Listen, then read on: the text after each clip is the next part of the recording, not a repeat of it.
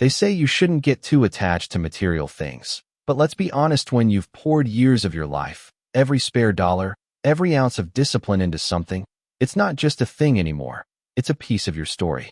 For me, that story sat gleaming in my driveway, a matte gray sports car that I had dreamed about since my early 20s.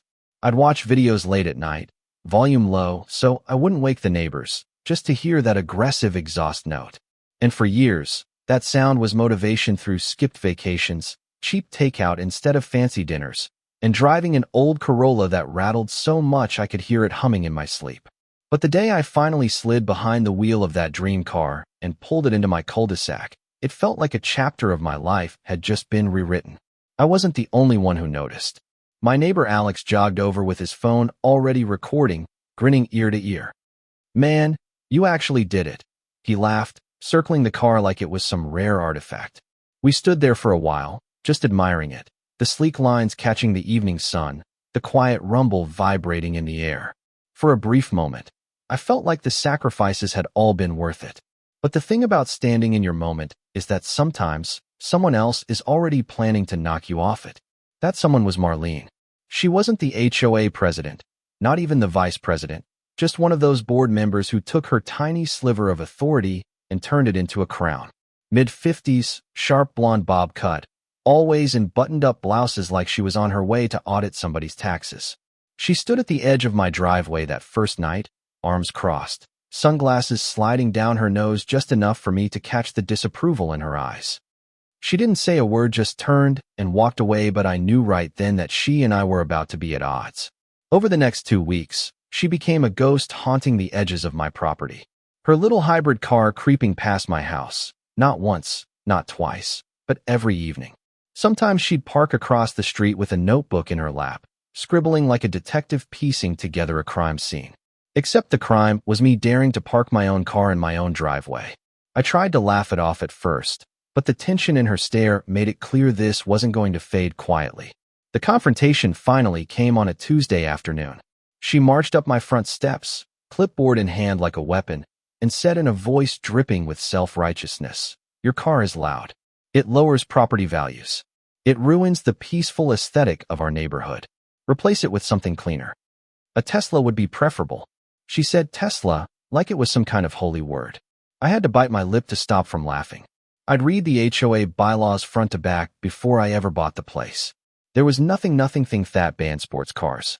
I drove responsibly, never revved the engine at night, never blocked anyone's driveway. I was a model neighbor by every metric except hers. So I gave her a polite smile and said, "Thanks for your concern, Marlene, but I'll stick with my car." The look she gave me like I'd just spit in her wine glass helped warn me that this wasn't the end. It was the start. Weeks passed. The car stayed right where it was, purring happily each morning as I left for work. And each morning, I caught Marlene peeking through her blinds, lips pressed so tight they might have disappeared. Then one night, after an HOA meeting she had clearly skipped, I came home to find my dream turned into a nightmare. Spray paint scrawled across the back window 3 ugly words. "I warned you." All 4 tires flattened, each one cleanly slashed. Both side mirrors dangling uselessly, snapped clean off. My stomach dropped, my hands shook, but when I pulled up the footage from my Ring camera, anger replaced shock. There she was, hood up, gloves on, can in hand, and after finishing her little performance, she looked right at the camera, flipped it off, and walked away like she was watering her plants. This wasn't HOA pettiness anymore. This was felony vandalism. The damage was brutal. Thousands of dollars in specialized paint work, high-performance tires, new mirrors, even a rental car while mine was in the shop. I tallied it all over 11 grand. And I knew exactly what to do. That night, I called my attorney, Daniel, a friend from college who'd been waiting his whole career for a case this straightforward. We pored over the footage frame by frame, zooming in on her face, her posture, even the smug smirk she wore like she was proud of herself. No mistaking it. Daniel leaned back in his chair and said, "She's cooked. We'll go criminal and civil. Let's make sure she feels every cent of this." And for the first time since I saw the damage, I felt a spark of control. But before the courts, I wanted the neighborhood to see the truth. The next HOA meeting was perfect. She sat there in her usual spot, arms folded like she was presiding over some council of elders. Midway through new business, I stood up, plugged in my laptop, and let the footage roll on the projector. The room fell silent. Every hiss of spray paint, every stab of the knife into the rubber, every second of her smug little walk played across the wall for everyone to see. She squirmed in her chair, eyes darting like she was looking for an exit. "That's edited," she blurted, her voice shrill. "This is harassment." I was acting under community stewardship. The murmurs of disbelief from the neighbors cut through her excuse like a blade. And then Daniel, sitting quietly in the back, spoke up. "That's felony vandalism under state law, and she'll be answering for it in court." Her face drained of color right then. For once, she had nothing left to say. 2 days later, the police knocked on her door and served her with a summons.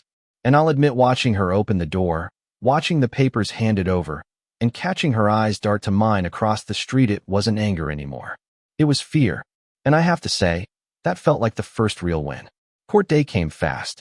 Marlene walked in wearing a forced smile, as though she thought a pleasant expression could erase hours of video evidence. Daniel laid it all out: footage, repair estimates, her notes about removing the noisy status symbol scribbled in the margins of her HOA paperwork. The judge didn't mince words. He called it what it was: abuse of her position, malicious destruction of property, and outright betrayal of the trust she pretended to guard. The gavel came down, and with it, a conviction. She was ordered to pay $13,500, covering every repair, the rental car, and Daniel's fees.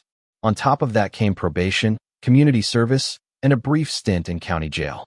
The judge even warned her fail to pay, and the court could seize her property. She had 30 days to make it right or face more consequences. After that, her house went quiet. No more blinds twitching. No more hybrids circling the block. Then, one morning, a moving truck pulled up. By sundown, she was gone. No goodbye, no explanation, just absence. And the neighborhood seemed to exhale all at once. A couple neighbors clapped when I drove by. Others gave small waves. Nobody said much, but I think we all knew the chapter was closed. That night, I rolled my car out of the garage, its paint polished to a mirror shine, tires new, engine humming like it was alive again. I drove one slow lap around the block, not to show off, but to breathe, to feel the weight lift.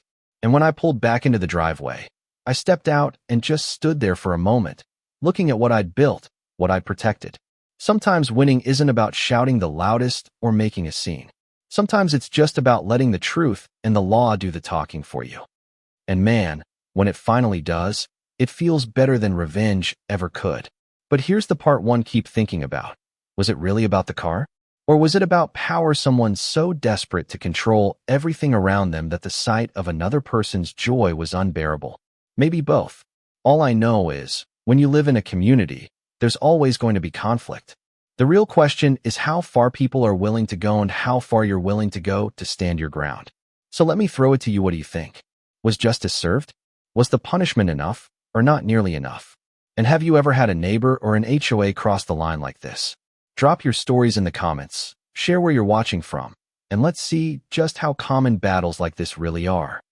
And if you want more stories of neighbors and HOAs gone wild, make sure to hit that subscribe button because trust me, I've got plenty more where this came from.